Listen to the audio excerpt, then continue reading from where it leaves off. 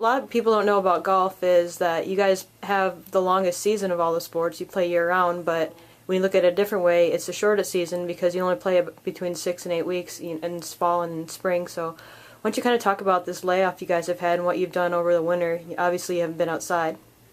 It's been a good winter for us. We had a good fall, so we were out a little bit later individually with skill work than we normally would have been. But we had a 3 different session of 5 weeks, so 15 weeks total of a workout. And Coach Lee Marks put it together for us. So the first 5 weeks was kind of that getting back into it, and then this last 5 weeks has been really intense.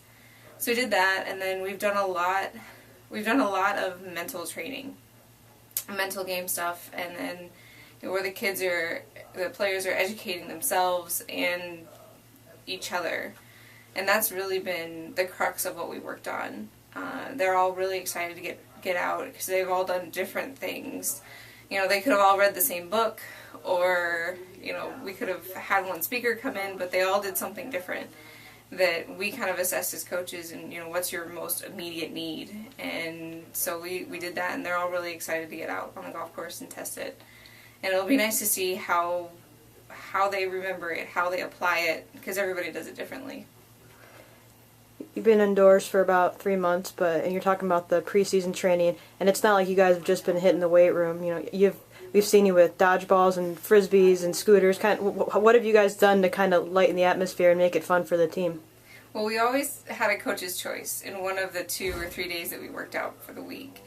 And we wanted to get something together, like a team aspect that was still competitive, but they were still getting a workout from it. So we kind of went back to our elementary days, and what are the things that we can do that isn't really like high risk injury for us. We almost had a couple rolled ankles in our frisbee, in our ultimate frisbee, but for the most part, we had fun. And it's just to kind of keep the competitive drive going with everything that we do. You guys have put in the hard off-season training, and season starts tomorrow. You guys jump on a plane, and where are you going? We're going to Tucson, Arizona. We actually leave at 5 a.m. from the school. Our flight leaves at about 7 a.m. from Sioux Falls. So it's going to be a very early morning tomorrow, but we're really excited to get out and get into the desert, and because a lot of people haven't even been down to that part of the country. So we're really excited to get out and get a really good experience from University of Arizona. Both teams are playing them, correct? Yes, both teams, men's and women's. They're playing them on different days, and the men are also playing with Whitworth College from Washington. So it'll be interesting to see how they react to Arizona and then how our guys react to playing with Arizona. Are the teams excited to play a nationally ranked team on one of the top courses in the Southwest? They really are. They're excited. They're like sponges right now. They want to take it in. Some of them are a little bit more nervous than others, but they're really excited to get out there and just kind of see where they match up. Especially on the men's side, we've got such a good top 4, and then for the others, they really kind of use that as a measuring bar. And for our women, it's just going to be see what the next level's like, because Arizona's quite a bit ahead of us as far as talent goes. Looking at the schedule, it looks like it's going to start and be over in about a blink of an eye. You guys have about 6 weeks before graduation. Why don't you talk about your upcoming matches? And you've got a couple that you're playing twice a week. Yes, we kick it off. Our first full tournament after spring break is in Denver.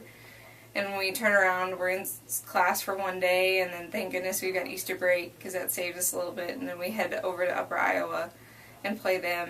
It's going to be a very short season, so it'll be a little bit weird, and especially with the placement that we're at with the guys. In a normal year, we would head on to postseason play. So it's going to be a little bit of an adjustment to keep up the motivation and keep them driven. But it's going to go by in 4 weeks, basically. So it'll be interesting and go by a blink of an eye, and I know that the seniors, it's going to be bittersweet for them. You mentioned that the men finished tied for second after the fall series, and the women, I believe, are in sixth.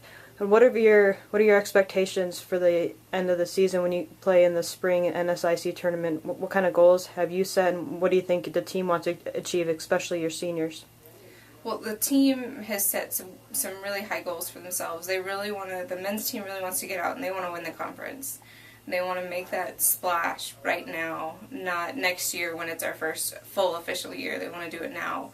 And so they're very highly motivated to do that, and everything that we've been working towards has been focused on that performance. For the women, they're highly motivated as well. We're in 7th place right now, and it's going to be, they really want to get to 5th, and it's going to require some really good rounds for them. But I think they can do it. I think they really can do it. They've shown themselves a lot more seasoned than, starting 3 freshmen. They don't act that way. They perform above their years. Another event you guys have going on is April 9th, the men's clinic. This is the first ever for the program. What are you going to offer to the guys that come out to the Dome on April 9th? Well, it's going to be tailored very much like our program. We believe in focusing on the short game mainly. We'll have full swing analysis from Mickey Finn. He's the new head professional at Minnehaha Country Club. And Coralie Jorgensen is going to be down from Westward Ho, and she's going to be working on short game.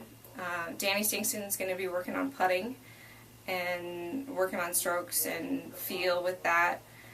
Dick Bartlin's going to be working with us again with the TPI, the Titleist Performance Institute Golf Fitness, and doing an evaluation for everybody. And then the really exciting thing is we're adding Dr. Mike Grevels to it to add that mental game aspect and really mirror what we did this off season with the team.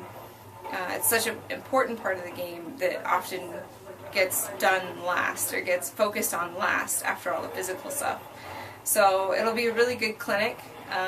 It'll be about an hour and a half, so it's a little bit longer than what we've done in the past with the women. But it'll be a really good time to open your ears to what the professionals have to say. You guys are playing a number of courses this week. How can people kind of keep up with you guys and see your course reviews and what happens out in Tucson? Well, Brett and I are each going to write our own blogs, our own perspective about each golf course. Men see golf courses differently than women do, and they play differently for men than they do for women. So we're each going to write a review about the course, the club, the experience each day. So it'll be really good. You can keep up with us on Twitter with Sioux Falls Golf, and then also on Facebook. We'll update everybody. Thanks, Coach. Thank you.